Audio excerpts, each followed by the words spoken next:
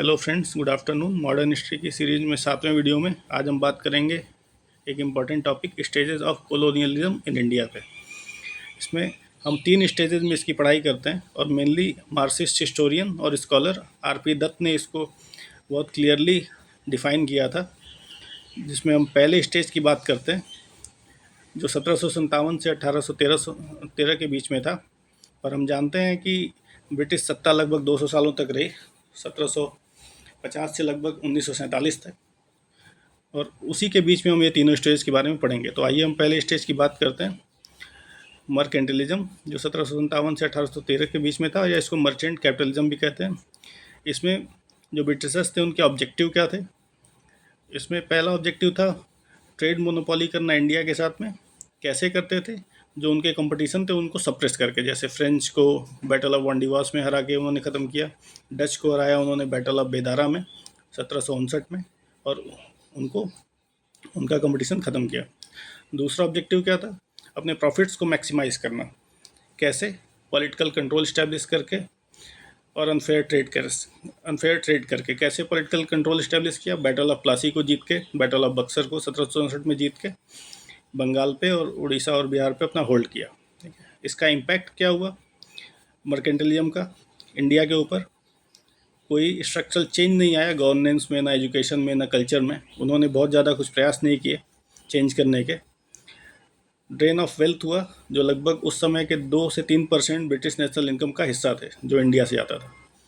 D industrialisation हुआ Indian industries का। Viewers और आर्टिसंस जो थे उनकी हालत ख़राब हुई, उनमें गरीबी आई और उनको बहुत निगेटिवली इफ़ेक्ट किया। आइए अब हम दूसरे स्टेज की बात करते हैं।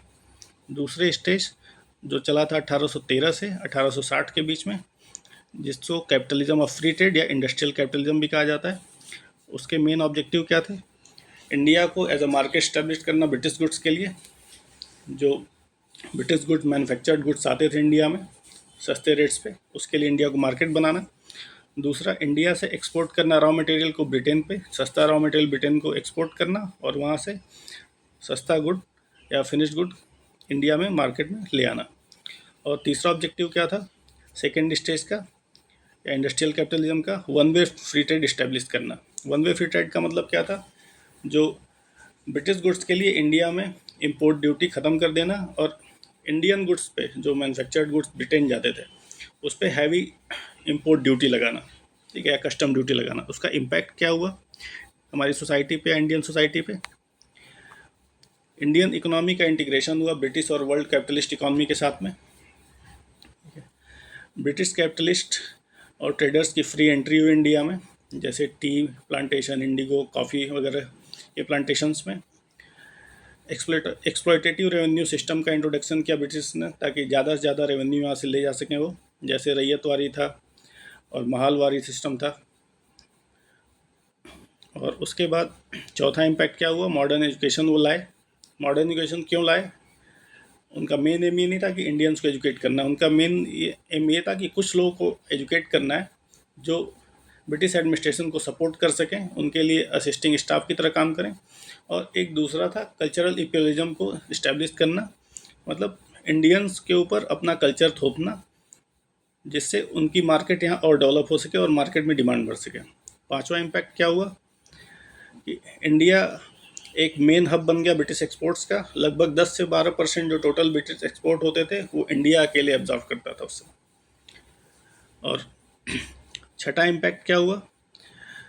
उन्होंने अपनी सत्ता को मजबूत करने के लिए ब्रिटिशर्स ने इंडिया में इंस्टीट्यूशंस की स्ट्रेंथनिंग शुरू की, जैसे इंडियन सिविल सर्विसेज ले आए वो, जुडिशरी लाई और आर्मी को स्ट्रेंथनिंग किया ताकि वो सत्ता पे कंट्रोल कर सकें अच्छे से और चीज़ों को अपने हिसाब से बना सकें। आइए अब हम तीसरे और आखिरी स्टेज की बात करते हैं। तीसरे स्टेज को हम कहते हैं फाइनेंशियल इम्पीरियलिज्म, जो 1860 से के बाद से 1947 तक रहा। इसका प्रमुख ऑब्जेक्टिव क्या था? ब्रिटिश इंडस्ट्रियल सुप्रीमेसी को स्थापित करना और कंपटीशंस को कमज़ोर करना, या उनमें उनको भारत में एंट्री न लेने देना, जैसे अमेरिकन इंडस्ट्रीज़ हो गई या अदर यूरोपियन नेशंस की इंडस्ट्री हो गई, जैसे जर्मन इंडस्ट्री, इटालियन इंडस्ट्री वगैरह। दूसरा ऑब्जेक्टिव क्या था? इनोवेशंस को यूज़ करना ताकि वो पेट्रोलियम, इलेक्ट्रिसिटी वगैरह को इस्तेमाल कर सकें और उनका अच्छा यूज़ कर सकें, और ट्रांसपोर्टेशन और टेक्नोलॉजी के डेवलपमेंट में भी इनोवेशंस को इन्वॉल्व करना। तीसरा ऑब्जेक्टिव क्या था? कॉलोनियल रूल को स्ट्रेंथन करना इंडिया में, जिससे कि जो उनके राइवल्स थे या जो उनके कॉम्पिटिटर्स थे वो बाहर रह सकें। जैसे रशिया था मेन, जो ब्रिटेन को डर था कि रशिया इन्वाइट कर सकता है इंडिया को, इसके लिए उन्होंने अपनी चीज़ें इस्टेब्लिश की उस हिसाब से। इम्पैक्ट क्या हुआ? इम्पैक्ट हुआ कि ब्रिटिश कैपिटलिस्ट इन्वेस्टमेंट बढ़ी इंडिया में, जैसे रेलवे में इन्वेस्टमेंट बढ़ी, लोन्स आए, फाइनेंशियल इंस्टीट्यूशंस आए, प्लांटेशंस का डेवलपमेंट हुआ। शिफ्ट हुआ ब्रिटिश की लिबरल इम्पीरियलिस्ट पॉलिसी से रिएक्शनरी इम्पीरियलिस्ट पॉलिसी की तरफ। ठीक है, जो उन्होंने कड़े रूप से चीज़ों का अपोज करना शुरू किया, उनको दबाना शुरू किया, जैसे रिवोल्ट्स को या किसी मूवमेंट्स को। फिर तीसरा इम्पैक्ट क्या हुआ? उन्होंने परमानेंट ट्रस्टीशिप के कॉन्सेप्ट को बार बार असर्ट किया कि हम ट्रस्टीशिप कर रहे हैं इंडियंस के लिए, ठीक है, हम उन पे एक कॉलोनियल पावर की तरह नहीं बिहेव कर रहे हैं। और वो जस्टिफाई कैसे करते, जस्टिफिकेशन कैसे देते थे? वो कहते थे कि हम ऑन अ सिविलाइजिंग मिशन पे हैं। ठीक है, इंडियंस जो हैं वो सेल्फ रूल के काबिल नहीं है, वो खुद को रूल नहीं कर सकते, बहुत ज़्यादा अनऑर्गेनाइज्ड हैं, बहुत ज़्यादा केओस है सोसाइटी में, तो उसके लिए हम इनको सिविलाइज करें ताकि ये सेल्फ रूल की तरफ जा सकें। और इसको नाम देते थे वाइट मैन्स बर्डन का, कि ये वाइट मैन का बर्डन है कि बाकी सोसाइटीज़ को वो संभाल सके। तो इस तरह से हमने जाना 3 स्टेजेस के बारे में। तो पहली स्टेज मर्केंटलिज्म थी, जो 1757 से 1813 तक थी। दूसरी स्टेज थी 1813 से 1860 के बीच इंडस्ट्रियल कैपिटलिज्म थी या कॉलोनियलिज्म और फ्री ट्रेड थी। तीसरी स्टेज थी फाइनेंशियल इंपीरियलिज्म 1860 के बाद से 1947 तक, और इन्वेस्टमेंट की स्टेज थी। तो ये थी तीनों स्टेजेस, जिसके बारे में आरपी दत्त ने हमें बहुत अच्छे से बताया और हमने अच्छे से जाना।